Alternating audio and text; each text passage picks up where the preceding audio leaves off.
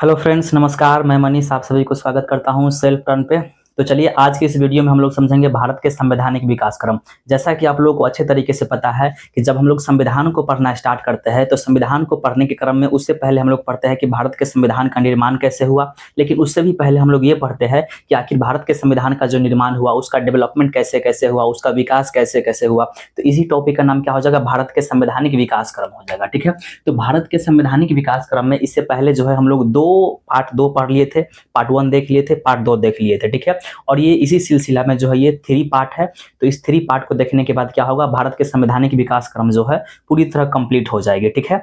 तो इससे पहले जो है दो वीडियो और अपलोड कर दिया गया है। आप लोग प्लेलिस्ट में जाकर के वहां से वीडियो देख सकते हैं और वहां से देखने के बाद आप इस वीडियो को देखिएगा तो निश्चित तौर पर आपको अधिक से अधिक जो है लाभ प्राप्त हो पाएगा। ठीक है। तो आइए हम लोग जो है इस वीडियो को स्टार्ट करते हैं। तो हम लोग जो है इस वीडियो में मूल रूप से क्या देखेंगे? तो भारत के संवैधानिक विकास क्रम के जो है पार्ट थ्री देखेंगे। ठीक है। तो इस पूरे वीडियो को अच्छे तरीके से समझने के लिए जो है कौन कौन सी ऐसी बातें हैं जो हमें थोड़ा सा बैकग्राउंड के रूप में समझना है। तो आइए थोड़ा सा समझते हैं। हम लोग देखे थे कि 1600 ईस्वी में क्या हुआ था। अंग्रेज जो है ईस्ट इंडिया कंपनी के रूप में जो है भारत में आता है। ठीक है। कुछ समय तक क्या करता है? तो वो भारतीयों से स्ट्रगल करता है, अलग अलग जगह पे युद्ध करता है, संघर्ष करता है। और संघर्ष करने के बाद क्या होता है? धीरे धीरे करके जो है वो व्यापारिक शक्ति से जो है वो राजनीतिक शक्ति के रूप में भारत में स्टेब्लिश हो जाता है। और इसी सिलसिला में क्या होता है? तो ईस्ट इंडिया कंपनी को कंट्रोल करने के लिए ब्रिटेन के संसद द्वारा जो है कई अधिनियम पास करके भेजा जाता है। तो सबसे पहला जो अधिनियम पास करके भेजा गया था वो 1773 में भेजा गया था। 1773 से लेकर के कब तक हो जाएगा? तो ये हो जाएगा आपका 1858 तक। ठीक है। तो 1773 से लेकर के 1858 तक देखा जाए तो इस समय जो काल था वो किसका था? ईस्ट इंडिया कंपनी का समय था भारत में। यानी भारत में प्रत्यक्ष रूप से जो शासन कर रहा था वो ईस्ट इंडिया कंपनी कर रहा था। लेकिन उसको कंट्रोल कौन कर रहा था? तो ब्रिटेन के संसद जो है कानून के माध्यम से कर रहा था। तो 1773 ईस्वी से पहले देखिएगा तो कंपनी जो है भारत में था, लेकिन ब्रिटेन के संसद कोई कानून बना करके नहीं भेजता था भारत में। और कानून बना करके भेजने की सिलसिला जो है कब से स्टार्ट होता है? तो 1773 से स्टार्ट होता है और 1858 तक चलता है, जब तक कंपनी का शासन जो है भारत में था। लेकिन 1858 के कानून के माध्यम से क्या होता है कि ईस्ट इंडिया कंपनी को समाप्त कर दिया जाता है। चूंकि 1857 की क्रांति हुई थी और क्रांति के बाद क्या हो गया था? पूरा परिस्थिति ही चेंज हो गई थी। तो पूरे पॉलिसी में भी जो है अंग्रेजों को परिवर्तन लाना पड़ा था। और इसी सिलसिला में ईस्ट इंडिया कंपनी को ही जो है वो पूरी तरह भारत में समाप्त कर दिया जाता है। और 1858 से लेकर के 1947 तक देखिएगा तो भारत में जो शासन हो जाता है वो किसका हो जाता है? क्राउन का शासन हो जाता है। किसका? क्राउन का, यानी ब्रिटेन की महारानी का शासन हो जाता है। तो 1773 से लेकर के 1858 तक जब भारत में कंपनी का शासन था उस समय कौन कौन से अधिनियम जो है वो पास करके लाया गया था, इसको हम लोग भारत के संवैधानिक विकास क्रम के पार्ट टू वाला वीडियो में देख लिए थे। आज की इस वीडियो में हम लोग देखेंगे कि 1858 से लेकर के और 1947 ईस्वी तक जो है जब भारत में क्राउन का शासन था उस समय कौन कौन से अधिनियम जो है पास करके और ब्रिटेन के संसद द्वारा जो है भेजा गया था। ठीक है। तो आइए हम लोग जो है इस वीडियो को समझना स्टार्ट करते हैं। तो इसमें जो है क्या हो जाएगा? भारत के संवैधानिक विकास क्रम पार्ट थ्री हो जाएगा। और पार्ट थ्री में सबसे पहले कौन सा अधिनियम हो जाएगा? तो 1858 का भारत सरकार एक्ट हो जाएगा। चार पांच अधिनियम जो है इस समय ब्रिटेन के संसद द्वारा पास करके भारत में भेजा गया था। तो कौन कौन सा हो जाएगा? 1858 का अधिनियम हो जाएगा, 1861 का हो जाएगा, 1892 का हो जाएगा, 1909, 1919, 1935 और सबसे लास्ट में हो जाएगा 1947 का अधिनियम, जिसके माध्यम से भारत को आजादी मिलती है। और उसके बाद अंग्रेज जो है भारत को छोड़ करके चला जाता है, फिर सत्ता जो है भारतीयों के हाथों में स्थानांतरित हो जाता है। तो सबसे पहला जो है अधिनियम कौन सा हो जाएगा? 1858 का जो है वो भारत सरकार अधिनियम हो जाएगा। ठीक है। तो आप लोगों को पता है कि 1857 में जो है भारत में एक बहुत बड़ी क्रांति हुई थी और इस क्रांति के बाद जो है अंग्रेजों को बहुत बड़ी चुनौती जो है भारतीयों द्वारा सौंपा गया था। तो अंग्रेजों ने क्या किया कि अब आने वाले समय में इस तरह के भयानक विद्रोह न हो, इसको दबाने के लिए और इस सिलसिला को बचाने के लिए क्या किया? तो उन्होंने जो है अपनी पॉलिसी में परिवर्तन किया। और पॉलिसी में परिवर्तन करने के लिए सबसे पहला अधिनियम जो लाया गया वो 1858 का भारत सरकार अधिनियम था। ठीक है।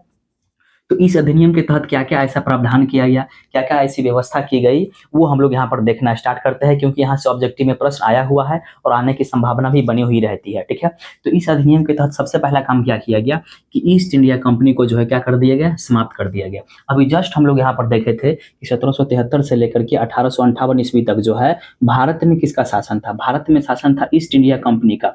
और ब्रिटेन के संसद जो है ईस्ट इंडिया कंपनी को कंट्रोल करता था। लेकिन 1858 के अधिनियम के माध्यम से कहा गया कि अब ईस्ट इंडिया कंपनी भारत में काम नहीं करेगा, यानी ईस्ट इंडिया कंपनी को पूरी तरह समाप्त कर दिया गया। और भारत में कहा गया कि ब्रिटेन की जो महारानी है वो ब्रिटेन से बैठ करके तब भारत में जो है शासन चलाएगी। तो पहला क्या हो गया कि कंपनी को ही पूरी तरह जो है समाप्त कर दिया गया। और उसके बाद प्रत्यक्ष रूप से शासन जो है वो भारत के शासन किसके हाथों में चला गया, तो ब्रिटेन के क्राउन यानी ब्रिटेन के महारानी के हाथों में चला गया। क्राउन क्या होता है, चूंकि ब्रिटेन की जो महारानी होती है वो मुकुट पहनती है, तो मुकुट पहनने वाला जो व्यक्ति होता है वो ब्रिटेन के सबसे बड़ा अधिकारी होता है, ब्रिटेन के जो है राष्ट्र अध्यक्ष होता है। तो ब्रिटेन के राष्ट्र अध्यक्ष वास्तव में कोई महाराजा होगा या फिर महारानी होगा, ठीक है।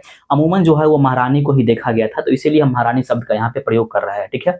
तो सबसे पहला क्या किया गया कि ईस्ट इंडिया कंपनी को समाप्त कर दिया गया और भारत के शासन प्रत्यक्ष रूप से किसके हाथों में चला गया, तो ये चला गया ब्रिटेन की जो महारानी थी उसके हाथों में डायरेक्ट जो है वो सत्ता जो है स्थापित हो जाता है, ठीक है। उसके बाद क्या हुआ था, तो द्वैध शासन को जो है समाप्त कर दिया था और द्वैध शासन के तहत जो है कौन कौन हो जाएगा, कोर्ट ऑफ डायरेक्टर और कौन हो जाएगा, बोर्ड ऑफ कंट्रोलर हो जाएगा, ठीक है। तो जब भारत में जो है ईस्ट इंडिया कंपनी का शासन था, किसका शासन था, ईस्ट इंडिया कंपनी का जो है भारत में शासन था, तो ईस्ट इंडिया कंपनी जो है वो तो भारत में शासन कर रहा था, लेकिन ईस्ट इंडिया कंपनी को देख रेख करने के लिए ब्रिटेन में जो दो संस्था गठित किया गया था, इसका नाम था कोर्ट ऑफ डायरेक्टर और बोर्ड ऑफ कंट्रोलर नाम था, जो ब्रिटेन में बैठ करके ईस्ट इंडिया कंपनी को भारत में देखरेख करने संबंधी काम करता था। लेकिन भारत में ईस्ट इंडिया कंपनी को समाप्त कर दिया गया, तो इसके साथ साथ क्या हुआ कि ब्रिटेन में काम करने वाले जो कोर्ट ऑफ डायरेक्टर था और बोर्ड ऑफ कंट्रोलर था, इन दोनों को भी समाप्त कर दिया जाता है। और इन दोनों में जो है दो तरह की व्यवस्था है, एक कोर्ट ऑफ डायरेक्टर है, एक बोर्ड ऑफ कंट्रोलर है, तो इसको द्वैध शासन बोला गया था। तो ईस्ट इंडिया कंपनी के साथ साथ जो है द्वैध शासन को भी समाप्त कर दिया गया था। तो वास्तव में द्वैध शासन समाप्त करने का तात्पर्य क्या है, बोर्ड ऑफ डायरेक्टर और बोर्ड ऑफ कंट्रोलर को समाप्त करना ही क्या कहलाता है, द्वैध शासन की समाप्ति कहलाता है, ठीक है। तो ये बात समझ गए आप लोग कि द्वैध शासन को क्या कर दिया गया, समाप्त कर दिया गया। अब समझिए, प्रत्यक्ष रूप से शासन तो क्राउन के हाथों में चला गया, लेकिन ब्रिटेन की महारानी तो भारत में आकर के थोड़ी ना शासन करेगी, वो तो ब्रिटेन में ही बैठी हुई रहेगी। तो उन्होंने क्या किया, अपना एक प्रतिनिधि को जो है भारत में नियुक्त करके भेजना प्रारंभ किया और उसी प्रतिनिधि के माध्यम से प्रत्यक्ष रूप से शासन प्रारंभ की। तो ये प्रतिनिधि क्या कहलाता था, वायसराय कहलाता था, ठीक है। हालांकि वायसराय का नाम इससे पहले क्या होता था, गवर्नर जनरल होता था, ठीक है। तो वास्तव में जैसे ही शासन जो है वो ईस्ट इंडिया कंपनी को समाप्त करके ब्रिटेन की महारानी के हाथों में जाता है, तो 1858 के अधिनियम के माध्यम से गवर्नर जनरल को समाप्त कर दिया जाता है और इसके जगह पर जो है वायसराय शब्द का प्रयोग किया जाता है। कौन से शब्द का प्रयोग किया जाता है, वायसराय शब्द का। वायसराय का मतलब होता है प्रतिनिधि। तो चूंकि वायसराय जो होता था वो ब्रिटेन की महारानी की प्रतिनिधि होता था, तो इसीलिए इसका नाम क्या हो गया, वायसराय हो गया, ठीक है। हम लोग देखे थे कि 1773 के जो रेगुलेटिंग एक्ट आया था उसके माध्यम से बंगाल के गवर्नर को बंगाल के गवर्नर जनरल कर दिया गया था। फिर 1833 के अधिनियम के तहत जो है बंगाल के गवर्नर जनरल को भारत के गवर्नर जनरल कर दिया गया और अंततः जो है हम लोग यहाँ पर देख रहे हैं कि 1858 के अधिनियम के माध्यम से क्या हुआ, तो जो भारत के गवर्नर जनरल था उसका नाम परिवर्तित करके वायसराय कर दिया गया, क्योंकि वायसराय प्रत्यक्ष रूप से ब्रिटेन की महारानी की क्या होगा, प्रतिनिधि होगा, कैंडिडेट होगा, ठीक है। और ये नियम जो है किसके समय चेंज किया गया था, कैनिंग के समय जो है ये नियम चेंज किया गया था। तो कैनिंग ही क्या हो जाएगा, कैनिंग ही जो है वो भारत के जो है अंतिम गवर्नर जनरल हो जाएगा और भारत के प्रथम क्या हो जाएगा, वायसराय हो जाएगा। जिसके समय नियम चेंज होता है वही व्यक्ति प्रथम होता है और वही व्यक्ति अंतिम होता है। भारत का जो है वो अंतिम गवर्नर जनरल कौन हो जाएगा, कैनिन, और प्रथम वायसराय कौन हो जाएगा, कैनिन हो जाएगा, क्योंकि इसी के समय नियम जो है परिवर्तित हुआ है। अब भारत में कंपनी को हटा करके अब डायरेक्ट कौन आ गया, अब डायरेक्ट आ गया वायसराय। कौन आ गया, वायसराय। भारत में कंपनी को भी समाप्त कर दिया गया और यहाँ पर बोर्ड ऑफ कंट्रोलर और कोर्ट ऑफ डायरेक्टर को भी समाप्त कर दिया गया। और वायसराय डायरेक्ट प्रतिनिधि किसका है, ब्रिटेन की महारानी का प्रतिनिधि डायरेक्ट हो जाएगा। लेकिन ब्रिटेन की महारानी जो है हमेशा तो वायसराय पर नजर नहीं रखेगा, तो ब्रिटेन की महारानी क्या की, ब्रिटेन में जो है एक व्यक्ति को जो है वो स्थापित किया, एक व्यक्ति के पद को सृजित किया और कहा गया कि तुम हमारे तरफ से क्या करोगे, वायसराय पर नजर रखोगे। और यहाँ पर ब्रिटेन में जो व्यक्ति को जो है वो नए पद का जो सृजन किया गया उस पद का नाम क्या था, भारत का जो है वो क्या हो जाएगा, राज्य सचिव हो जाएगा। ध्यान रखिएगा उसका नाम क्या हो जाएगा, भारत का राज्य सचिव पद का जो है गठन किया गया, ठीक है। तो भारत के राज्य सचिव ही क्या करेगा, भारत में जो काम करने वाला वायसराय है उस पर नजर रखेगा, किसके तरफ से, तो ब्रिटेन के महारानी के तरफ से जो है नजर रखेगा, ठीक है। तो बताइए 1858 के अधिनियम के तहत क्या क्या काम किया गया। सबसे पहला, ईस्ट इंडिया कंपनी को समाप्त कर दिया गया और प्रत्यक्ष रूप से शासन जो है ब्रिटेन की महारानी के हाथों में चली गई और ईस्ट इंडिया कंपनी के साथ साथ कोर्ट ऑफ डायरेक्टर और बोर्ड ऑफ कंट्रोलर को भी समाप्त कर दिया गया, यानी द्वैध शासन को समाप्त कर दिया गया। उसके बाद जो है भारत के गवर्नर जनरल का नाम चेंज करके वायसराय कर दिया गया और वायसराय को देखरेख करने के लिए ब्रिटेन में जो है एक पद का गठन किया गया। उस पद का नाम क्या होता था, तो भारत का राज्य सचिव पद होता था, ठीक है। और इस पद को जो ब्रिटेन में गठन किया गया था, इसको सहायता देने के लिए क्या था, तो 15 जो है सदस्य को जो है एक टीम बनाया गया था। और इस 15 सदस्य के टीम जो है वो क्या करता था, तो भारत के राज सचिव जो ब्रिटेन में होता था उसको सहायता करता था। ठीक है, तो 4-5 पॉइंट आप लोग यहाँ से आसानी से समझ गए होंगे, और ये 4-5 पॉइंट को एकदम ध्यान रखना है, क्योंकि कई बार जो है यहाँ से प्रश्न आया हुआ भी है। अगर आप पूर्व वर्ष में पूछे गए प्रश्नों को उठा करके देखिएगा तो कई प्रश्न यहाँ से आपको देखने के लिए मिल जाएगा। ठीक है, तो अब जो है 1858 के अधिनियम को आप लोग समझ गए। 1858 के अधिनियम के बाद जो है अगला कौन सा अधिनियम लाया गया था, तो अगला जो अधिनियम था वो 1861 का परिषद अधिनियम था। कौन सा अधिनियम था, 1861 का जो है परिषद अधिनियम था। ठीक है, ध्यान रखिएगा। अब समझिए 1861 के परिषद अधिनियम के तहत क्या हुआ, 2-3 पॉइंट यहाँ से आप समझ सकते हैं। सबसे पहला क्या काम किया गया कि जो कार्यकारी परिषद था उसमें सदस्य की संख्या जो है वो बढ़ा दिया गया, और बढ़ा करके 4 से 5 कर दिया गया। ठीक है, तो ये कार्यकारी परिषद क्या है थोड़ा सा समझ लेते हैं। भारत में काम कौन कर रहा है, भारत में काम कर रहा है वायसराय। कौन काम कर रहा है, वायसराय कर रहा है। लेकिन इतने बड़ा क्षेत्र जो भारत का है, जो उस समय अफगानिस्तान से इधर में देखिएगा म्यांमार से शुरू होकर के ऊपर में जो है जम्मू कश्मीर से लेकर के और नीचे कन्याकुमारी तक विस्तृत था। तो क्या एक व्यक्ति को जो है वो पूरे सत्ता को कंट्रोल करना जो है वो एक व्यक्ति के लिए क्या सही था, नहीं था, क्योंकि एक व्यक्ति कंट्रोल नहीं कर सकता है। इसको सहायता देने के लिए कई लोगों का टीम होना चाहिए। ठीक है, तो वास्तव में वायसराय को सहायता देने के लिए इसके इर्द गिर्द जो है कई व्यक्ति होता था। तो इसी व्यक्ति को जो है, इसी टीम को जो है क्या कहलाता था, कार्यकारी परिषद कहलाता था। ठीक है, तो कार्यकारी परिषद का काम क्या होता था, वायसराय को जो है वो सहयोग करना है अलग अलग मुद्दे को लेकर के। तो शुरुआत में जो है कार्यकारी परिषद में कितना मेंबर होता था, 4 मेंबर। लेकिन 1861 के परिषद अधिनियम के तहत जो है वो कितना मेंबर कर दिया गया, 5 मेंबर जो है यहाँ पर कर दिया गया था। अब समझिए इसका नाम परिषद अधिनियम क्यों कहा गया, क्योंकि जो भी काम किया जा रहा है वो कहीं ना कहीं परिषद को लेकर के किया जा रहा है। यानी इस अधिनियम के माध्यम से जो भी संशोधन हो रहा है, जो भी बदलाव हो रहा है, या फिर जो भी प्रावधान किए जा रहे हैं वो कहीं ना कहीं परिषद को ध्यान में रख करके किया जा रहा है। तो इसीलिए इस अधिनियम का नाम क्या रखा गया, परिषद अधिनियम रखा गया। तो इसके तहत जो है वायसराय के चारों तरफ जो काम करने वाला व्यक्ति के टीम था उसका नाम क्या हो गया, कार्यकारी परिषद, और इसमें मेंबर कितना कर दिया गया, 4 से बढ़ा करके 5 कर दिया गया। ठीक है, उसके बाद एक नीचे और हम यहाँ पे पॉइंट लिखे हैं कि विधान परिषद में जो है अतिरिक्त जो है सदस्यों की संख्या का प्रावधान किया गया। ठीक है, समझिए इसमें क्या है, जैसे वर्तमान से अगर इसको तुलना कीजिएगा तो वर्तमान में कौन होता है, वर्तमान में भारत में कौन है, राष्ट्रपति है कि नहीं, राष्ट्रपति है। और राष्ट्रपति के बाद देखिएगा तो संसद हो जाएगा। संसद क्या करती है, कानून बनाती है। ठीक है, तो वर्तमान के राष्ट्रपति का तुलना आप उस समय के वायसराय से कर सकते हैं। किससे कर सकते हैं, वायसराय से। और वर्तमान के संसद की तुलना आप उस समय के जो है किससे कर सकते हैं, विधान परिषद से कर सकते हैं। क्या कर सकते हैं, किससे, विधान परिषद से कर सकते हैं। ठीक है, याद रखिएगा। ठीक है, जैसे देखिए विधान परिषद हालांकि वर्तमान में देखिएगा तो ये अलग अलग राज्यों में गठित किया जाता है, लेकिन उस समय केंद्र की जो विधायिका थी, जैसे वर्तमान में संसद है, उसको विधान परिषद कहा जाता था। तो आप बातों को समझिएगा, वर्तमान में विधान परिषद राज्य के अंदर होता है, लेकिन उस समय केंद्र की जो विधायिका होती थी उसे ही विधान परिषद कहा जाता था। तो विधान परिषद में जितना भी मेंबर है वो तो काम कर ही रहा है, लेकिन कुछ एक्स्ट्रा मेंबर को भी शामिल करने का प्रावधान किया गया था 1861 के अधिनियम के माध्यम से। ठीक है, तो एक्स्ट्रा जो मेंबर शामिल किया जाएगा, जो अलग से कुछ लोगों को शामिल किया जाएगा विधान परिषद में, उसमें मिनिमम कितना मेंबर होगा और मैक्सिमम कितना मेंबर होगा। इसमें प्रावधान किया गया कि मिनिमम जो है 6 मेंबर होगा। कितना मेंबर होगा, मिनिमम 6 मेंबर होगा, और मैक्सिमम जो है 12 मेंबर होगा, और जरूरत के हिसाब से इसमें बढ़ाया घटाया जा सकता है। ठीक है, तो ये समझ में आ गया कि विधान परिषद में जो है अतिरिक्त यानी एक्स्ट्रा सदस्यों को भी शामिल किया गया था 1861 के परिषद अधिनियम के माध्यम से। ठीक है, उसके बाद ये वाला पॉइंट समझिएगा, ये काफी महत्वपूर्ण पॉइंट है। ठीक है, इसका नाम क्या है, वायसराय को अध्यादेश जारी करने की शक्ति जो है दिया गया था 1861 के अधिनियम के माध्यम से। समझिए अध्यादेश क्या होता है, जैसे वर्तमान में देखिएगा तो हमारे संविधान के आर्टिकल 123 में जो है अध्यादेश जारी करने की शक्ति के बारे में बताया गया है।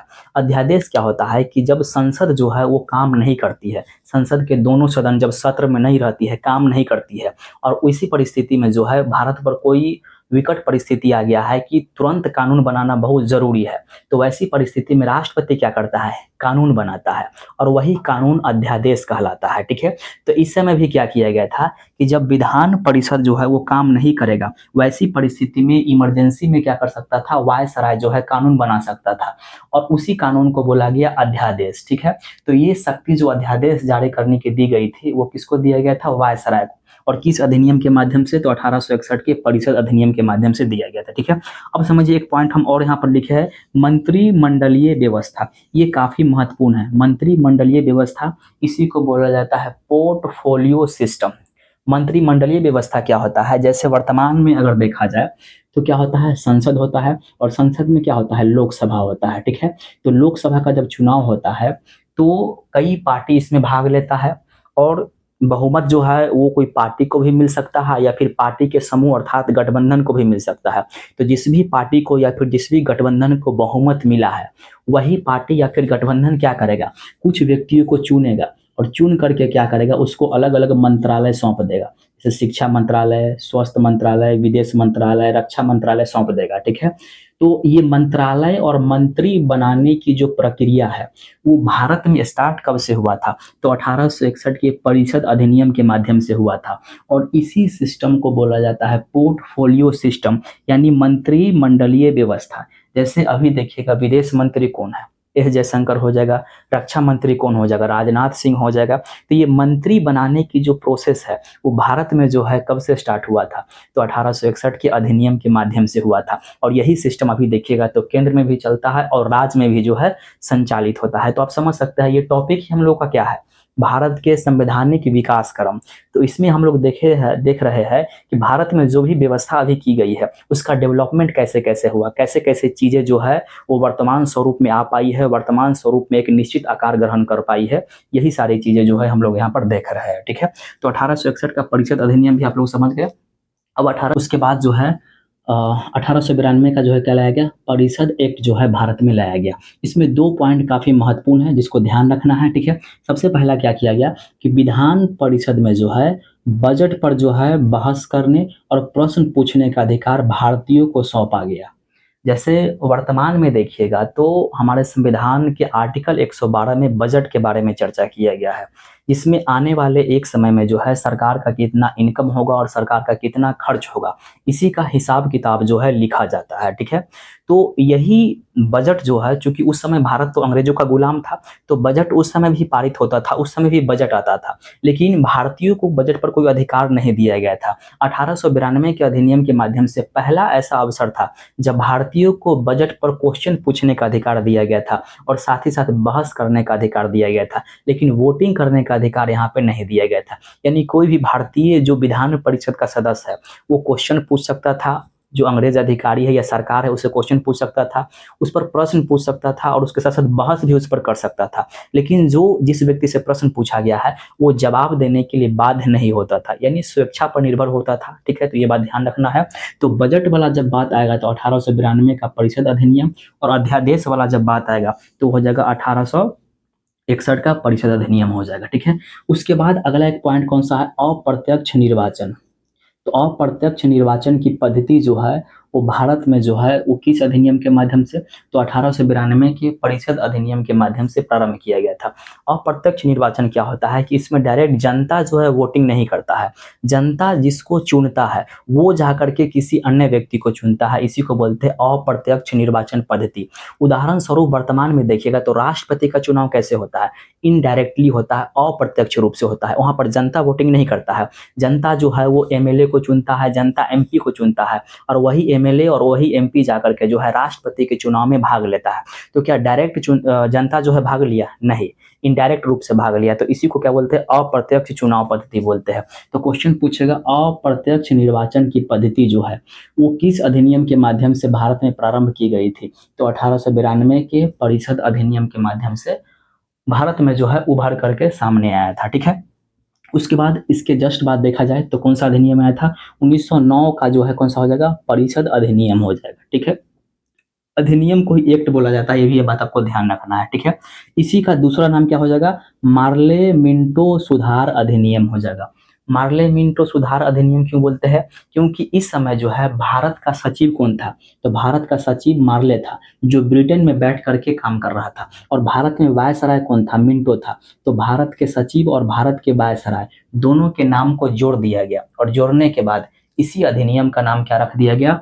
मार्ले मिंटो सुधार अधिनियम हो जाएगा। तो ऑब्जेक्टिव में प्रश्न आया हुआ है कि मार्ले मिंटो सुधार अधिनियम के नाम से किस अधिनियम को जानते हैं? तो ये जानते हैं 1909 का अधिनियम। एक मॉन्टेन्यू चेम्सफोर्ड है, तो ये हो जाएगा MC। ये कौन सा हो जाएगा? MC हो जाएगा। और ये कौन हो जाएगा? MM हो जाएगा, ध्यान रखिएगा। तो MM वाला पूछेगा तो 1909, और MC यानी मॉन्टेन्यू चेम्सफोर्ड पूछेगा तो 1919 अधिनियम हो जाएगा। दोनों में अंतर ध्यान रखना है। याद रहता है दोनों, लेकिन कंफ्यूजन होता है कि ये वाला यहाँ पर है कि ये वाला यहाँ पर है। तो ये ध्यान रखना है, यहाँ पर MM हो जाएगा, यहाँ पर MC हो जाएगा, ठीक है। उसके बाद देखते हैं कि इसमें क्या क्या प्रावधान किया गया। तो इसमें जो है वो सबसे खतरनाक प्रावधान देखिएगा ना, तो इसमें जो एक सबसे खतरनाक प्रावधान जो किया गया था, वो मुसलमानों के लिए पृथक निर्वाचन की व्यवस्था की गई थी। ये भारत के लिए जो है काफी समझिए दुखदाई जो है ये प्रावधान था, मुसलमानों के लिए पृथक निर्वाचन व्यवस्था, ठीक है। इसके तहत क्या होता था कि कहीं पर भी जो है विधान परिषद में जो है मान लीजिए मुसलमानों के लिए सीट आरक्षित किया गया है, तो वो सीट जो आरक्षित किया गया है ना, वहां पर कैंडिडेट जो खड़ा होगा वो मुसलमान केवल खड़ा होगा, और वहां पर जो वोटिंग करेगा वो केवल मुसलमान ही वोटिंग करेगा, कोई दूसरा व्यक्ति नहीं कर सकता है। अब बताइए, भारत में कोई भी ऐसा क्षेत्र नहीं है जहां पर केवल 100% एक ही समुदाय के व्यक्ति रह रहा हो। भारत में अभी भी देखिएगा तो कोई भी ऐसा एरिया नहीं है जहां पर 100% केवल मुसलमान या फिर 100% केवल हिंदू रह रहा होगा। कहीं ना कहीं मिक्स आपको जरूर दिखाई देगा, ठीक है। तो या तो मुसलमान बहुसंख्यक हो सकता है या फिर अल्पसंख्यक हो सकता है। अब बताइए, कहीं पर भी 100% मुसलमान नहीं है या फिर कहीं पर भी 100% हिंदू नहीं है, अगर वह सीट जो है पृथक निर्वाचन के लिए मान लीजिए घोषित कर दिया गया, तो वहां पर खड़ा भी होगा केवल मुसलमान और वोटिंग भी केवल मुसलमान करेगा। लेकिन जब चुनाव में वोट मांगना होगा तो बताइए नेता क्या करेगा? केवल मुसलमानों से जाके वोट मांग लेगा, बाकी से वोट मांग भी नहीं करेगा, केवल मुसलमानों के लिए काम करेगा, क्योंकि वहीं से उसको फायदा मिलने वाला है। तो ये व्यवस्था सही है? नहीं, ये व्यवस्था भारत को विभाजित करने वाला था, भारत को तोड़ने वाला था, ठीक है। यहाँ पर डॉक्टर राजेंद्र प्रसाद भी बोले थे कि 1909 का जो अधिनियम था ना, वो भारत में जो है वो पाकिस्तान के जन्मदाता वाला अधिनियम था। यानी यहीं से जो है पाकिस्तान की नींव जो है धीरे धीरे पड़ने लगे थे, क्योंकि मुसलमानों के लिए अलग अलग बातें हो रहा था, मुसलमानों को हिंदुओं से अलग करने की बातें हो रहा था। यानी भारत में जो है सांप्रदायिक व्यवस्था को जो है बढ़ाने की बात हो रही थी यहाँ पर, ठीक है। तो आप लोग समझ सकते हैं मुसलमानों के लिए पृथक निर्वाचन की व्यवस्था किस अधिनियम के तहत? 1909 के परिषद अधिनियम के तहत, ठीक है। उसके बाद एक बात और समझिएगा, यहाँ पर हम जो लिखे हैं काफी महत्वपूर्ण है। कार्यकारी परिषद में जो है प्रथम भारतीय जो शामिल किया गया था उसका नाम क्या था? सत्येंद्र प्रसाद सिन्हा नाम था, उसका नाम क्या था? सत्येंद्र प्रसाद सिन्हा, ठीक है, ध्यान रखिएगा। देखिए अभी जस्ट बताया कि वायसराय जो है उसको सहायता करने के लिए एग्जीक्यूटिव काउंसिल होता था, कार्यकारी परिषद होता था, और उस कार्यकारी परिषद में जो है अंग्रेज को शामिल किया जाता था जो वायसराय को सलाह देता था। लेकिन 1909 के अधिनियम के माध्यम से पहला ऐसा अपॉर्चुनिटी था, पहला ऐसा अवसर था जब किसी भारतीयों को कार्यकारी परिषद में जो है शामिल किया गया था। तो पहला भारतीय जो वायसराय के कार्यकारी परिषद में जो है शामिल हुआ था, उस व्यक्ति का नाम क्या था? सत्येंद्र प्रसाद सिन्हा। और इनको जो है कौन सा सदस्य बनाया गया था? तो याद रखिएगा विधि सदस्य के रूप में जो है इनको स्थापित किया गया था। यानी सत्येंद्र प्रसाद सिन्हा विधि सदस्य के रूप में शामिल होकर के और वायसराय को सलाह दे सकता था, ठीक है। तो ये ध्यान रखना है, पहला जो है भारतीय यही हो जाएंगे, ठीक है। उसके बाद मिंटो कौन है? तो इस समय जो है भारत के वायसराय हो जाएगा, ठीक है। तो मिंटो जो है उनको सांप्रदायिक निर्वाचन का जनक बोला गया है। और कौन बोले हैं? डॉक्टर राजेंद्र प्रसाद बोले हैं। क्यों बोले हैं? क्योंकि मिंटो के समय ही 1909 के अधिनियम के माध्यम से मुसलमानों के लिए पृथक निर्वाचन की व्यवस्था की गई थी, और यहीं पर सांप्रदायिकता यानी धर्म को लेकर के जो लड़ाई है, हिंदू मुस्लिम का जो लड़ाई है और दोनों के बीच में जो खाई है और दोनों के बीच में जो टकराव है, वो यहीं से बढ़ना स्टार्ट हो गया था इसी प्रावधान के माध्यम से, ठीक है। तो ये समझ सकते हैं आप लोग। तो दो चार पॉइंट यहाँ से ध्यान रखना है। अब इसके बाद जो है 1909 के अधिनियम के बाद जो है कौन सा अधिनियम लाया गया था? तो 1919 का जो है परिषद अधिनियम हो जाएगा, ठीक है। और इसका नाम क्या हो जाएगा? मॉन्टेग्यू चेम्सफोर्ड सुधार अधिनियम, ठीक है। मॉन्टेग्यू चेम्सफोर्ड सुधार अधिनियम क्यों बोलते हैं? क्योंकि इस समय मॉन्टेग्यू जो था वो भारत का सचिव था जो ब्रिटेन में बैठा हुआ था, और वहीं चेम्सफोर्ड जो था वो भारत में वायसराय था। तो भारत के सचिव और भारत के वायसराय दोनों के नाम को मर्ज कर दिया गया, तो इसी का नाम क्या हो गया, मॉन्टेग्यू चेम्सफोर्ड सुधार अधिनियम। और कौन सा अधिनियम हो जाएगा, तो ये हो जाएगा 1919 का जो है वो भारत परिषद अधिनियम हो जाएगा। ठीक है, ध्यान रखना है 1919 का जो है भारत सॉरी यहाँ पर ध्यान रखिएगा, परिषद नहीं है, यहाँ पर जो है भारत शासन अधिनियम हो जाएगा, माफ कीजिएगा, यहाँ पर थोड़ा सा मिस्टेक हो गया है, यहाँ पर परिषद अधिनियम नहीं है। परिषद अधिनियम जो हो जाएगा वो 1909 वाला हो जाएगा, 1892 वाला हो जाएगा और 1861 वाला हो जाएगा। वहीं 1919 वाला भारत शासन अधिनियम हो जाएगा, 1935 का भारत शासन अधिनियम हो जाएगा और 1947 का जो है स्वतंत्रता अधिनियम हो जाएगा। ध्यान रखना है। तो 1919 के भारत शासन अधिनियम के तहत देखते हैं कि अब इसमें जो है क्या क्या प्रावधान, क्या क्या प्रोविजन किया गया है, जहां से एग्जामिनेशन में आता है प्रश्न। अगर आप हमसे पूछिएगा कि जब भारत में क्राउन का शासन था उसमें जितने भी अधिनियम लाया गया था उसमें से सबसे महत्वपूर्ण अधिनियम कौन सा है, तो दो अधिनियम के हम नाम ले सकते हैं, एक 1919 का भारत शासन अधिनियम और एक 1935 का जो है भारत शासन अधिनियम। ये दो ऐसा अधिनियम है जहां से सर्वाधिक प्रश्न जो है पूछे जाते रहे हैं और यहाँ पर सर्वाधिक प्रश्न आपको देखने के लिए भी मिल जाएगा। तो 1919 और 1935 वाला जो अधिनियम है इसको थोड़ा सा आप लोगों को ध्यान दे करके समझने की आवश्यकता है, एक एक पॉइंट्स को, एक एक चीजों को, ताकि एग्जाम में प्रश्न आए तो छूट ना पाए, हम लोग उस प्रश्नों को सॉल्व कर पाए। ठीक है, तो आइए देखते हैं इसमें क्या क्या प्रावधान किया गया। इसमें सबसे पहला प्रावधान किया गया कि केंद्र में जो है द्विसदनीय व्यवस्था प्रारंभ किया गया। अभी जस्ट बताए थे कि केंद्र में जो है विधायिका कौन था, तो केंद्र में जो विधायिका होता था उसका नाम क्या होता था, तो उसका नाम जो हो जाएगा, अभी जस्ट कहीं पे लिखे, उसका नाम क्या हो जाएगा, विधान परिषद। उसका नाम क्या हो जाएगा, विधान परिषद। तो 1919 के अधिनियम से पहले जो विधान परिषद केंद्र में होता था उसमें केवल एक सदन होता था, एक को सदन होता था, वही काम करता था। पहला ऐसा मौका है 1919 के अधिनियम के तहत कि केंद्र में कहा गया कि केंद्रीय जो विधायिका है उसमें 2 सदन होगा, यानी केंद्रीय जो विधान परिषद है उसमें 2 सदन होगा। एक सदन का नाम क्या हो जाएगा, विधानसभा, और दूसरा का नाम क्या हो जाएगा, भारत परिषद हो जाएगा। ठीक है, जैसे अभी देखिएगा संसद है, तो संसद में जो है कितने सदन है, संसद में 2 सदन हो जाएगा, एक लोकसभा हो जाएगा, एक राज्यसभा हो जाएगा। ठीक है, तो ये 2 सदन की जो व्यवस्था अभी हम भारत में संसद में देख रहे हैं, वास्तव में इसका शुरुआत जो है वो 1919 के अधिनियम के माध्यम से हुआ था, जब केंद्र में द्विसदनीय विधायिका को जो है वो स्टेब्लिश किया गया था। इसमें से एक कौन हो जाएगा, विधानसभा, और दूसरा कौन हो जाएगा, भारत परिषद हो जाएगा। विधानसभा की तुलना आप वर्तमान के लोकसभा से कर सकते हैं और भारत परिषद की तुलना आप वर्तमान के राज्यसभा से कर सकते हैं यहाँ पर। ठीक है, तो ध्यान रखना, ये प्रश्न आया हुआ है कि केंद्र में जो है द्विसदनीय विधायिका जो है किस अधिनियम के तहत, तो 1919 के जो है वो भारत शासन अधिनियम के तहत हो जाएगा। ठीक है, लेकिन वही अगर पूछेगा कि राज्य में द्विसदनीय विधायिका जो है किस अधिनियम के तहत किया गया, तो 1935 के अधिनियम के तहत ध्यान रखना है। ठीक है, उसके बाद आते हैं आगे कौन सा है, प्रांत में क्या किया गया, द्वैध शासन जो है क्या किया गया, लागू किया गया। ठीक है, द्वैध शासन जिसको क्या बोलते हैं, डायआर्की बोलते हैं। ठीक है, द्वैध शासन का जनक जो है वो लियो कार्टियर को बोला गया है भारत में, अभी ऑब्जेक्टिव में प्रश्न आया हुआ है तो ध्यान रखना है। द्वैध शासन के तहत क्या हुआ कि राज्य सरकार, एक तो केंद्र सरकार हो गया, उसके बाद कौन सा हो गया, राज्य सरकार। तो राज्य सरकार को जो काम करने की शक्ति दिया गया है, अलग अलग लिस्ट बना करके दिया गया है, उस लिस्ट को 2 भाग में डिवाइड कर दिया गया। कहा गया कि राज्य सरकार को जो हम काम दिया है ना वो 2 तरह के काम होगा, उसको 2 रूप में डिवाइड कर दिया गया।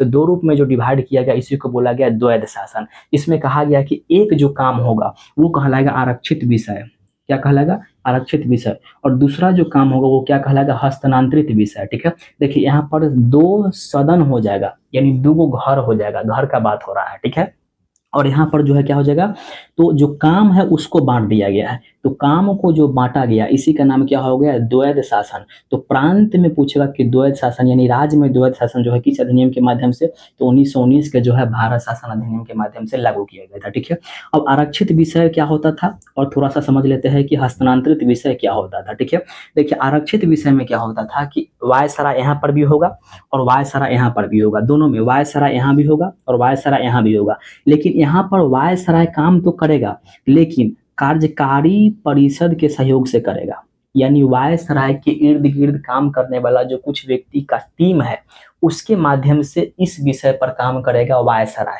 समझ में आ गया। तो इसका नाम क्या हो गया, आरक्षित विषय हो जाएगा। और वहीं हस्तांतरित विषय में देखा जाए तो यहाँ पर भी वायसराय काम करेगा, चूंकि वायसराय ही इस समय देखिएगा तो भारत के सबसे बड़ा अधिकारी हो जाएगा, लेकिन वायसराय जो है क्या करेगा, मंत्री के माध्यम से काम करेगा। वही मंत्री जो हम लोग यहाँ पर समझे थे मंत्रिमंडलीय व्यवस्था यानी पोर्टफोलियो सिस्टम, तो यहाँ से स्टार्ट हो गया था, तो मंत्री का भी प्रावधान यहाँ पे स्टार्ट हो गया था, ठीक है। तो वायसराय जब मंत्री के सहयोग से काम करेगा तो उस विषय का नाम हो जाएगा हस्तांतरित विषय, और वायसराय जब कार्यकारी परिषद के माध्यम से काम करेगा तो उसका नाम हो जाएगा आरक्षित विषय। अब समझिए, आरक्षित विषय पर जो वायसराय काम करता था उस पर वायसराय की कोई जवाबदेही नहीं होती थी, यानी वायसराय कहीं पर भी जवाब देने के लिए जो है बाध्य नहीं होता था, यानी जैसे मन तैसे काम करेगा, तो जवाबदेही नहीं थी। तो यानी कैसा विषय हो जाएगा, अनुत्तरदायी, यानी इस पर जो है वायसराय को कोई भी उत्तर नहीं देना है। लेकिन वही जो है हस्तांतरित विषय था वहां पर उसको उत्तरदायी बनाया गया था, यानी वायसराय को जो है इसमें कोई भी काम करेगा उसके लिए जवाब देना होता था कि हाँ ये काम मैंने ऐसे किया है, इस तरीके से किया है और इतना मैंने उपलब्धि इसमें हासिल की है, ठीक है। अब थोड़ा सा समझते हैं कि आरक्षित विषय में कौन कौन मामला जो है इसमें शामिल हो जाएगा। जैसे न्याय संबंधी मामला हो जाएगा, वो किसी में हो जाएगा, आरक्षित विषय में जितना भी मेन चीज था जो भारत में शासन चलाने के लिए जरूरी था उसको आरक्षित विषय में रख दिया गया था, क्योंकि यहाँ पर किसी को क्वेश्चन पूछने का अधिकार नहीं दिया गया था। तो हम जैसे मन तैसे न्याय व्यवस्था को इसमें रख दिया गया है, इसी में पुलिस व्यवस्था को रख दिया गया था, है कि नहीं है, पुलिस व्यवस्था को भी इसी में रख दिया गया था।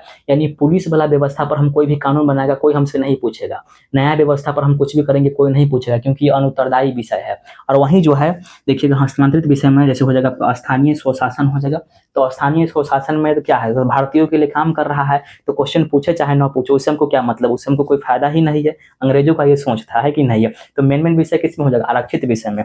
और उसके बाद जो गौण विषय था वो किस में हो जाएगा, तो वो हो जाएगा हस्तांतरित विषय में, ठीक है, ये समझ गया।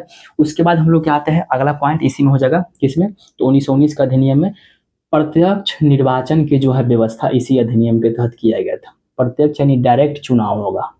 यहाँ पर हम लोग समझे थे कि अप्रत्यक्ष निर्वाचन, तो अप्रत्यक्ष निर्वाचन की व्यवस्था 1892 के परिषद अधिनियम के माध्यम से हो जाएगा, जबकि प्रत्यक्ष निर्वाचन की व्यवस्था जो है किस अधिनियम के माध्यम से हो जाएगा, 1919 का जो है भारत शासन अधिनियम हो जाएगा, ठीक है। यानी यहाँ पर क्या होता था कि यह सिस्टम लागू किया गया कि जो चुनाव होगा ना, तो चुनाव में डायरेक्ट जनता वोटिंग करेगा, लेकिन सभी जनता को यहाँ पर अधिकार नहीं दिया गया था। कुछ गिने चुने जो जनता था ना, जिसका समाज में काफी दबदबा था, काफी प्रभाव था, उसी को केवल अधिकार दिया गया था कि केवल तुम ही वोटिंग करो। लेकिन प्रत्यक्ष निर्वाचन की व्यवस्था यहाँ से प्रारंभ हुई थी, थोड़ा सा ही मात्रा में सही, लेकिन प्रारंभ जरूर हुई थी, ठीक है, तो ये ध्यान रखना है। उसके बाद कौन सा हो गया, पृथक निर्वाचन का जो है विस्तार कर दिया गया सिखों के लिए, ईसाइयों के लिए। अभी जस्ट हम लोग समझे कि 1909 के अधिनियम के माध्यम से क्या हो गया, मुसलमानों के जो है मुसलमानों के लिए पृथक निर्वाचन की व्यवस्था किया गया था।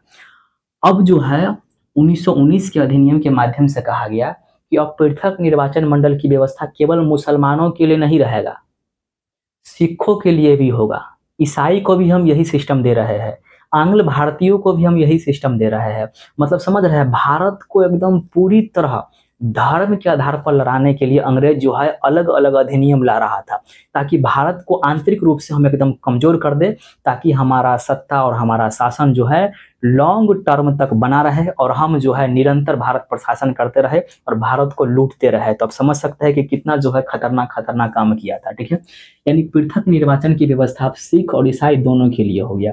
यानी यहाँ पर जो है कोई भी सीट जो सिख और ईसाई के लिए आरक्षित होगा वहां पर खड़ा भी केवल सिख होगा और वोटिंग भी केवल सिखे करेगा, बाकी कोई दूसरा नहीं कर पाएगा। उसके बाद आगे क्या करते गया इसी अधिनियम के तहत, तो महिलाओं को जो है सीमित मात्रा में जो है वोटिंग करने का अधिकार दिया गया था। यानी एक तो निर्वाचन पद्धति हो गया प्रत्यक्ष रूप से, और दूसरा कहा गया था कि महिला भी क्या कर सकती है, वोटिंग कर सकती है, लेकिन लिमिटेड मात्रा में ही महिला को अधिकार दिया गया था, बहुत ज्यादा अधिकार नहीं दिया गया था। केवल जो पढ़ी लिखी महिला थी और जिसको समाज में दबदबा था, जिसका समाज में प्रभुत्व था, उसी महिला को अधिकार दिया गया था कि तुम वोटिंग कर सकती हो, ठीक है। तो क्वेश्चन पूछेगा महिलाओं को जो है वो वोटिंग करने का अधिकार किस अधिनियम के माध्यम से दिया गया था, तो 1919 के अधिनियम के माध्यम से दिया गया था, लेकिन ये कैसा था, सीमित मात्रा में ही था, अंश मात्रा में ही जो है दिया गया था, ठीक है। उसके बाद देखा जाए तो केंद्र के बजट और राज्य के बजट जो है पृथक पृथक कर दिया गया था। शुरू में जो बजट आता था वो केंद्र और राज्य दोनों को सामूहिक रूप से बजट जो है पारित किया जाता था, लेकिन पहला ऐसा अवसर था 1919 के अधिनियम के माध्यम से कि केंद्र सरकार के बजट अलग रहेगा और राज्य सरकार के बजट अलग रहेगा। दोनों का बजट जो है अलग अलग कर दिया गया था। किस अधिनियम के माध्यम से? 1919 के जो है भारत शासन अधिनियम के माध्यम से हो जाएगा। ठीक है, अब 1919 के बाद हम लोग कहाँ आते हैं? तो 1935 का जो है भारत शासन अधिनियम के तहत हम लोग यहाँ पे आते हैं। ठीक है, तो ये बात आप लोग अच्छे तरीके से समझे होंगे।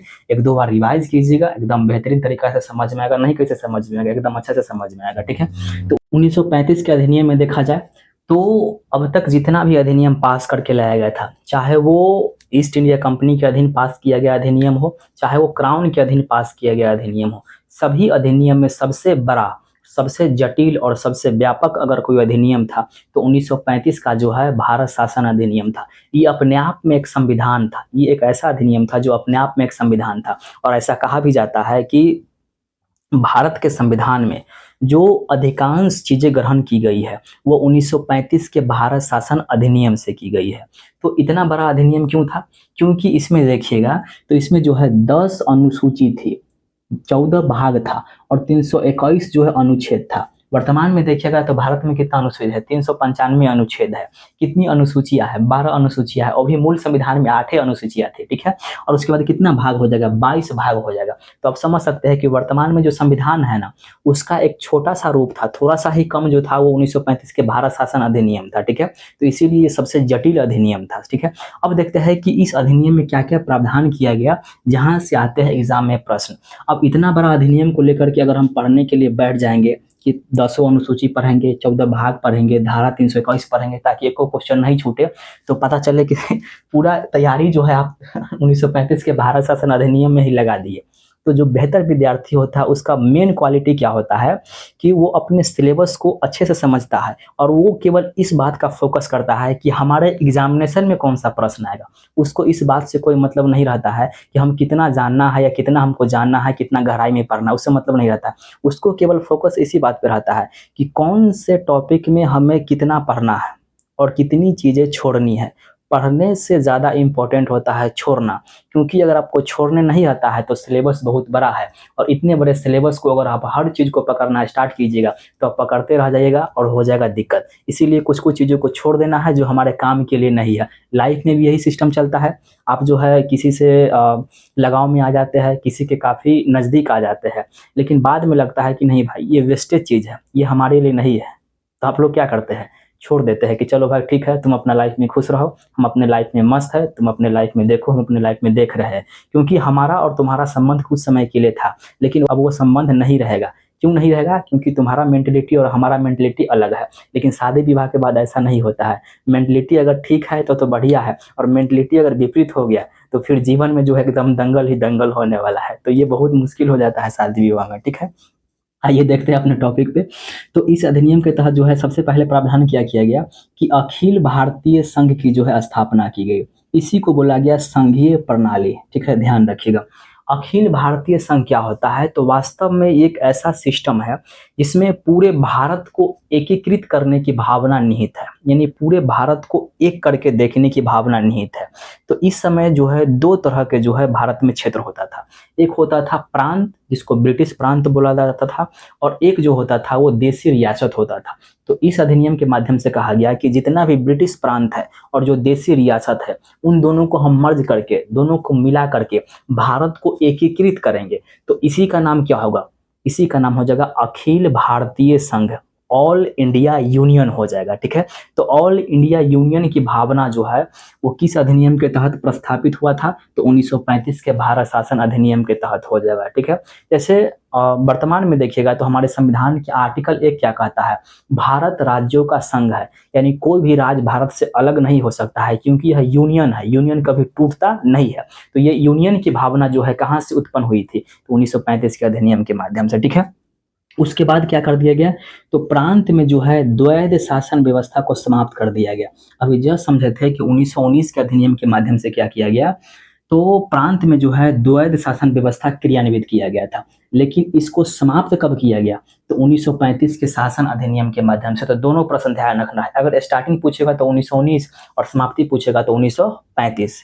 ठीक है। तो प्रांत में द्वैध शासन को समाप्त कर दिया गया। इसी को बोला गया प्रांतीय स्वायत्तता, यानी प्रांत को आजाद कर दिया गया, स्वतंत्र कर दिया गया। तो प्रांतीय स्वायत्तता जो है किस अधिनियम के माध्यम से लागू किया गया? 1935 के अधिनियम के माध्यम से। अब आगे कौन सा देखते हैं? केंद्र में जो है द्वैध शासन, ये बहुत महत्वपूर्ण है।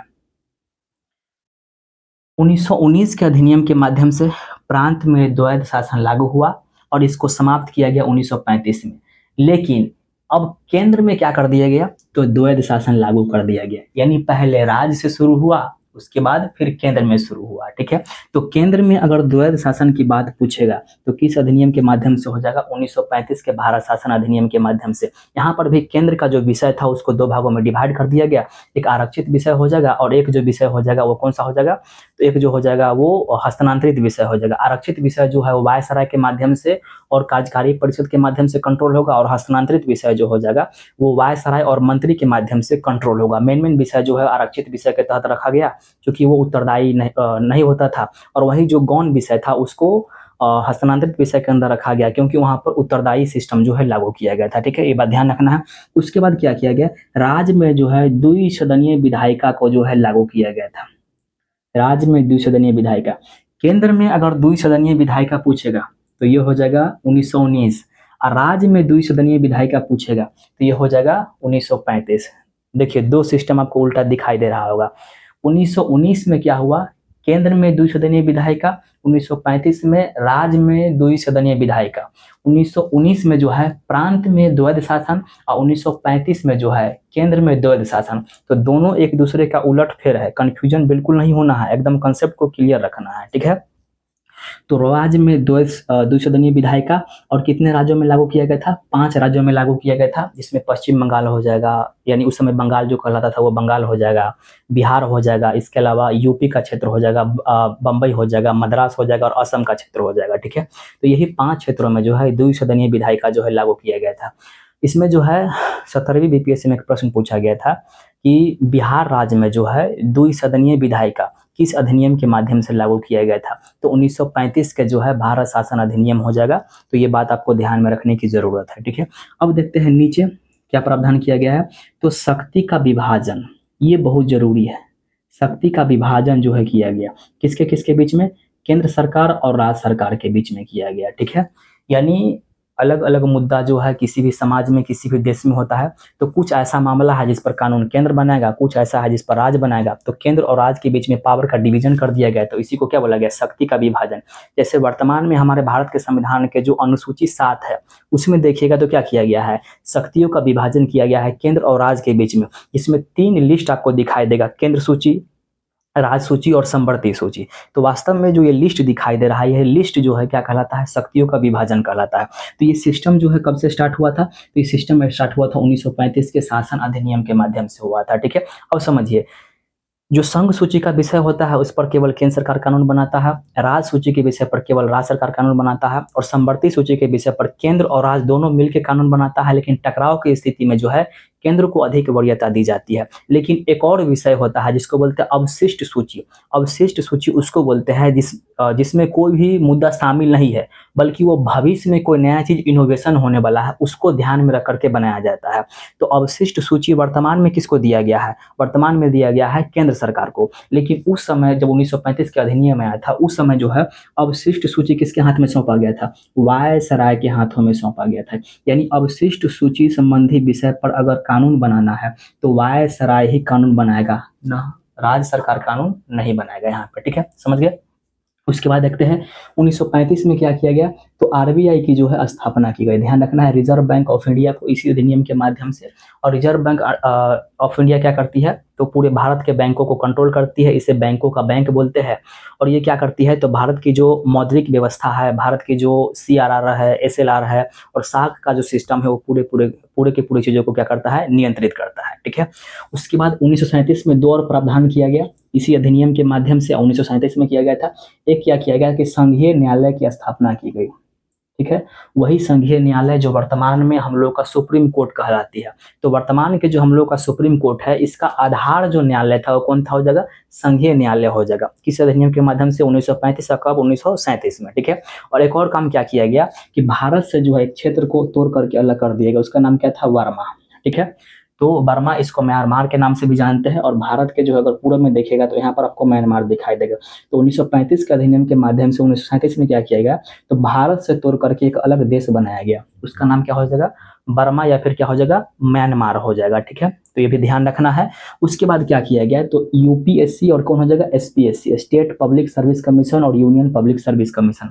जैसे बिहार में एसपीएससी कौन हो जाएगा, बीपीएससी हो जाएगा, और केंद्र के लिए तो यूपीएससी हो जाएगा। तो यूपीएससी और एसपीएससी जो क्या करती है, सिविल सेवकों को जो है नियुक्त करती है, सिविल सेवकों के एग्जाम को कंडक्ट कराती है। तो ये सिस्टम जो है 1935 के अधिनियम के माध्यम से ही लाया गया था, और यही सिस्टम अभी भी देखिएगा भारत में चल रहा है। और आर्टिकल 315 में जो है देखिएगा तो यूपीएससी और एसपीएससी का जो है प्रावधान किया गया है। ठीक है, तो ये हो गया आपका कौन सा अधिनियम, 1935 के जो है भारत शासन अधिनियम हो जाएगा। सभी चीजों को अच्छे से समझा दिए हैं, केवल आपका काम रह जाता है रिवीजन करने का। ठीक है, उसके बाद अंतिम में जो है कौन सा अधिनियम हो जाएगा, 1947 का जो है स्वतंत्रता अधिनियम हो जाएगा। इस अधिनियम के तहत जो एक दो पॉइंट, सबसे पहले इसी अधिनियम के माध्यम से क्या हुआ, तो ये प्रावधान किया गया कि भारत अब क्या हो जाएगा, स्वतंत्र हो जाएगा, यानी भारत को जो है अंग्रेजों से मुक्ति मिल जाएगी और सत्ता जो है भारतीयों के हाथों में ट्रांसफर कर दिया जाएगा। लेकिन इसमें एक और प्रावधान किया गया जो भारत के लिए काफी दुश्वार रहा, वो कौन प्रावधान था, तो द्वि राष्ट्र सिद्धांत, यानी भारत को जो है तोड़ करके दो राष्ट्र में विभक्त कर दिया जाएगा। एक राष्ट्र जो है वो कौन हो जाएगा, पाकिस्तान हो जाएगा, और बाकी जो शेष हिस्सा बच गया वो भारत का हिस्सा हो जाएगा। और ये ऐसा सिस्टम था जो अभी भी देखिएगा भारत के लिए जो है एकदम खतरा बना हुआ रहता है, दोनों के बीच में हमेशा टकराहट होने रहता है कि नहीं है। तो अगर किसी भी देश का विभाजन होता है तो खतरा जो है हमेशा अपना सही रहता है कि नहीं। जीवन में कभी भी खतरा जो है आपको दूसरा से नहीं होगा, आपके अपने रिश्तेदार से होगा, आपके अपने पड़ोसी से होगा, आपके अपने दोस्त से होगा, आपके अपने परिवार से होगा। खतरा यही व्यक्ति से होता है, बाकी कोई आपको जानता ही नहीं है कि आप क्या है। यही लोग आपके जो है कमजोरियों को जानता है, इसीलिए हमेशा अपनों से बच के रहना चाहिए। ठीक है, तो ये ध्यान रखना है, द्विराष्ट्र सिद्धांत। उसके बाद क्या किया गया, तो देशी रियासतों को जो है स्वायत्तता दी गई थी, स्वतंत्रता दी गई थी। क्योंकि भारत में उस समय देखिएगा तो लगभग 552 के आसपास जो है देशी रियासत होता था, जहाँ पे शासन तो राजा करता था, भारतीय राजा, लेकिन वो राजा जो है अंग्रेजों के अंडर में होता था। तो वैसे क्षेत्र जो है देशी रियासत कहलाता था। तो देशी रियासत को स्वतंत्रता दिया गया, या तो तुम पाकिस्तान में शामिल हो जाओ, या तो तुम भारत में शामिल हो जाओ, या फिर अपना अलग देश बना लो। तो यही देशी रियासत में देखिएगा 552 में से जो है 3 देशी रियासत सबसे खतरनाक था। एक जूनागढ़ हो जाएगा, एक हैदराबाद हो जाएगा, और एक जम्मू कश्मीर हो जाएगा। ठीक है, हालांकि ये बाद की बात है, हिस्ट्री में जब हम लोग पढ़ते हैं तो वहां पर देखते हैं। ठीक है, तो देशी रियासत को भी स्वतंत्रता जो है किस अधिनियम के माध्यम से दिया गया, 1947 के भारतीय स्वतंत्रता अधिनियम के माध्यम से। ठीक है, और इसी के साथ जो है हम लोग का क्या हो गया, पूरे के पूरे जो क्राउन के अधीन जो अधिनियम लाया गया था वो पूरा के पूरा अधिनियम हम लोग इस वीडियो में समझ गए। ठीक है, और 1947 के बाद हम आज़ादी मिल गई, और आज़ादी के बाद सत्ता जो है हम भारतीयों के हाथों में ट्रांसफर कर दिया गया, और उसके बाद से हम लोग संविधान के माध्यम से क्या कर रहे हैं, तो भारत के जो शासन प्रशासन है उसको संचालित कर रहा है। ठीक है, तो हम आशा करते हैं कि आप लोगों को इस वीडियो के जितने भी कंसेप्ट है वो सारे कंसेप्ट अच्छे से समझ में आया होगा, एक एक फैक्ट्स को आप अच्छे से ध्यान दिए होंगे। तो केवल क्या कीजिए, इसको नोट कर लीजिए, और नोट करने के बाद इसको एक दो बार रिवाइज कीजिए, इस पर आप क्वेश्चन जरूर बनाइए, और क्वेश्चन बनाने और रिवाइज करने के बाद आप निश्चित तौर पर यह फील करेंगे कि आप जो है इस टॉपिक में काफ़ी बेहतर हो गए हैं पहले की अपेक्षा, और काफ़ी अच्छे प्रश्नों को आप हल करने में सक्षम हो पा रहे हैं, सफल हो पा रहे हैं। ठीक है, तो अंतिम रूप से सभी लोगों को कहना चाहूँगा बहुत बहुत थैंक यू, बहुत बहुत धन्यवाद। अगर वीडियो पसंद आया हो, कुछ लाभ यहाँ से मिला हो, तो निश्चित तौर पर हमारे चैनल को सब्सक्राइब करें, और वीडियो को लाइक करें, अपने फ्रेंड के बीच में शेयर करें, कमेंट करें, ताकि हमारा मनोबल और ज़्यादा बढ़े, और हमारा मनोबल बढ़ेगा तो हम आप लोगों के लिए वीडियो लाते रहेंगे, और आप लोगों को कुछ न कुछ ज़रूर बताते रहेंगे। ठीक है, तो सभी लोगों को थैंक यू, धन्यवाद।